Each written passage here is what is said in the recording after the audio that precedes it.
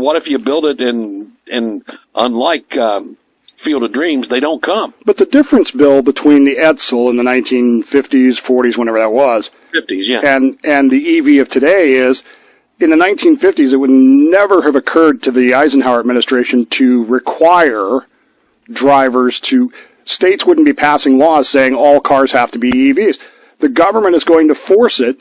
It doesn't matter if you want it or not. Unlike the Edsel, if they force this whole thing on us, what choice are we going to have? Because we're certainly not going to vote for people that won't make us do that. I called in about EV vehicles, and after I hung up, Mr. Bowman said, if the government wants to make you do something, they'll make you do something. I have to answer to that, no. No, they will not. This is Plausibly Live. One of the things that absolutely fascinates me, and I almost never talk about it, is religious cults. Now, I'm not sure exactly what it is that mostly fascinates with me. I think that it has to do with the fact that I'm fascinated by the motivations of people who do things. As a historian, I really don't care as much about what happened as why it happened. What were the people involved doing that caused them to conclude that this was the way to do things? What do I mean? A good example is my great-grandfather. My great-grandfather, who I have talked about at great length, was a Union cavalry trooper during the Civil War. He was from the southernmost county of Arkansas. And I would like to sit down with him and look him in the eye and say, okay, why? Now, don't get me wrong, I agree with him. He did the right thing. And I have some indications of why he did it. But from him himself, I have nothing. He was illiterate. He didn't write anything down. As far as I know, there are no family legends as to why he went. There are books about these men from Arkansas who did this, one of which is called Arkansas's Damned Yankees, which does explain the general idea, but what convinced him specifically to do that? That's the kinds of things that fascinate me. And when it comes to cults, particularly religious cults, you're dealing with people who are motivated by something. And the question then becomes, what is that motivation? What is it that caused you to sit down and think to yourself, this thing, which makes no sense to anyone else,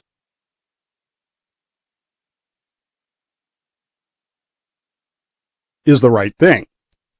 Now, part of that comes from my upbringing. Part of that comes from just general interest.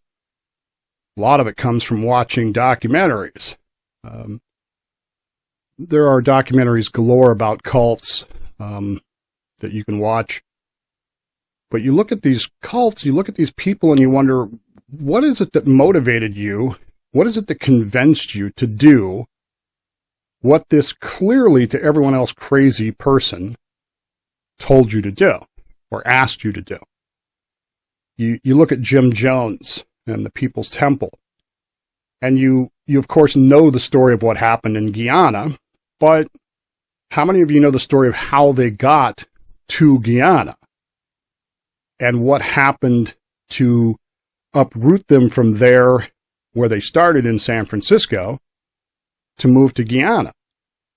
Because I submit to you that as crazy as it was to get 900 people to drink the Kool-Aid, the way he got them there to begin with is every bit as crazy, every bit as delusional, every bit as cultish as anything else. I watched another one over the last week or two about a gal in Tennessee, Gwen Shamblin Laura. I had never even heard of her, which is weird to me because I usually have a pretty good antenna for these things. This is the gal that started the Way Down, WEIGH. This is a quote-unquote Christian weight loss system. And this devolved into what was now known as the Remnant Fellowship. And her dictatorial control over this whole thing was just bizarre. And of course, people to this day still follow her. She's dead, but they still see what she was doing as legit. And most people standing outside of it would go, that doesn't make any sense. Certainly mainline Christianity rejected her because she rejected mainline Christian teachings, although she said she didn't. So, but people followed her. It was weird. I guess the master of all of this is L. Ron Hubbard, Church of Scientology.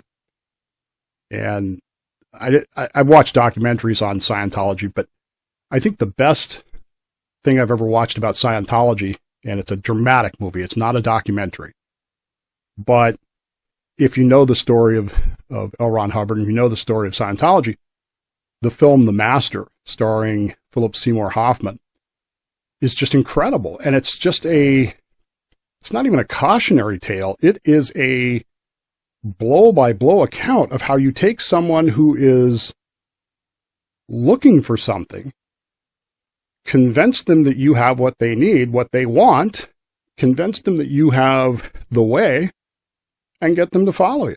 It's bizarre. It's a very adult-themed movie. Most of you probably wouldn't like it, but I thought it was a brilliant film and a strange film. But these ideas of cults, particularly when it comes to religion, getting people to believe that the leader speaks for God it seems strange to us, but at the same time, it's almost perfectly normal, isn't it? This is what people want. People want guidance. I know we say we don't. We say we want to be independent. We say we want to be on our own. But reality is, that's not what we corporately want. We want to be told what to do and how to do it. And this is what a cult does. It compels people to do things that maybe they don't want to do. It does them by convincing them that whatever we want you to do is for the greater good. If you do this thing, things will get better. Jesus will come back. People will be happier. You'll be richer. All of these things that intellectually you probably know are not true, but you want to believe them. It's Mueller, Fox Mulder. I want to believe. Sometimes they convince them that this is the will of the deity, whichever deity it might be. It tends to lean into Christian theology, but the will of the deity, or the deity is speaking through the leader. This is what many of them claim. I am speaking for God. God speaks through me. God speaks to me. And so how dare you question what God has said to us? What's best for the group is what God has passed down to me to pass on to you. Now, all that plays into my mind because of a question this week about whether or not the government at any level, city, county, state, federal, just call it the government, can control things and force you to do things that intellectually you might not want to do, but you do them anyway, much like a cult member would do. Now, the context of this was electric vehicles, and there was a discussion with Bill on Tuesday about EVs and how nobody wants these. But the difference is this isn't the 1950s anymore. This isn't the Edsel. The EV is not an Edsel in the sense that it's a well-designed car that people just didn't want. This isn't a marketing thing. This is something that the government has decided is best for you. This is what they have said. And they are starting to maneuver in ways that make it clear that you will buy an EV.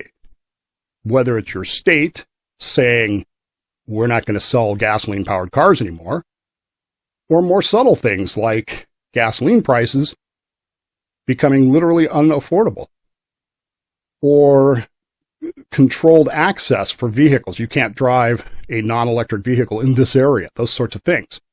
We had a caller to the show who got upset with me upset enough that he called back the next day, because what I said was, if the government wants to force you to do something, they're going to force you to do it. And the way they're going to do that is by limiting your choices for alternatives. Do I like that? I think I made it clear I don't like that, but this is where we're headed. It's very cultish in a way, but the caller was sufficiently upset that he called back on Wide Open Wednesday to insist that he would not comply. He would never be forced by the government to do that. Now, I get the emotion, I get the sentiment. None of us wants to be forced by the government to do what we don't want to do. The very purpose, though, for what government exists is because if we don't have some government, then you end up with a situation like we had in the book of Judges, where every man does what's right in his own eyes. You can't have that. If every man does what's right in his own eyes, you don't have a society. So there has to be some unity in the society, hence government, hence the very foundation of the word freedom. If you go back far enough in the High German, this idea of unity of a society, this idea that you can't have everyone doing what's right in their own eyes. There has to be some organization to it. And so government becomes that source of organization. Now, how government enforces that organization is really what's at question. Can the government force you to buy an EV? Well, they're trying to force you to not buy a gas stove. The interesting thing to me is that the caller, I'm sure, hung up the phone after he was done saying what he wasn't going to do, and went and got in his car, which he had purchased, which, by the way, meets government-established emission standards, which he probably doesn't agree with. He put on his seatbelt because there's a law saying that you have to wear a seatbelt in your private vehicle. He drove on the streets, which are maintained by the government, at the mandated speed limit, which, if you've been around me long enough, you know I don't like. Where he went to his job, where he worked to pay 20% of what he would make to the government. Does he want to do that? Is he being forced to do it?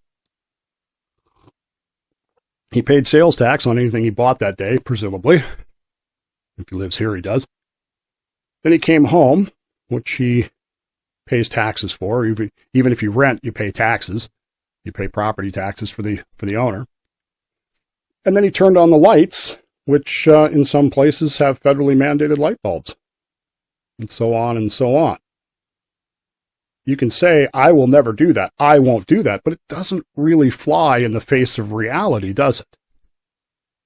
The truth is that government will force you and me to accept EVs. That is the goal of the government.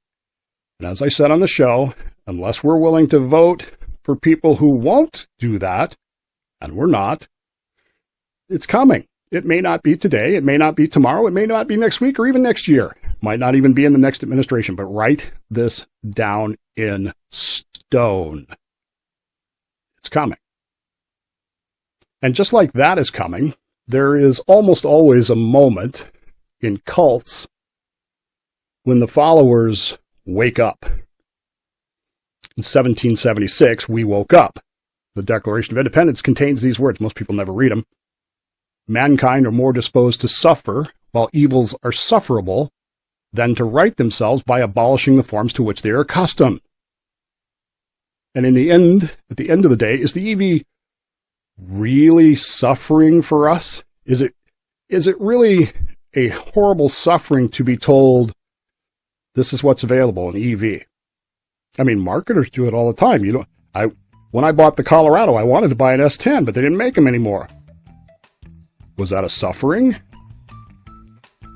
When the EV is all that's available, is that going to be a suffering for us as a society? If most of us don't see it that way, if most of us have been captured by the cult, being told the EV is the way to go, it's best for the environment, it's to get rid of the oil, it's whatever reason you want to put in there. And if the majority of us believe those things, as a society, are we truly suffering? And until it is unsufferable, believe me when I tell you this, no matter how much you yell at me that it's not true, the cult of government will force you to obey.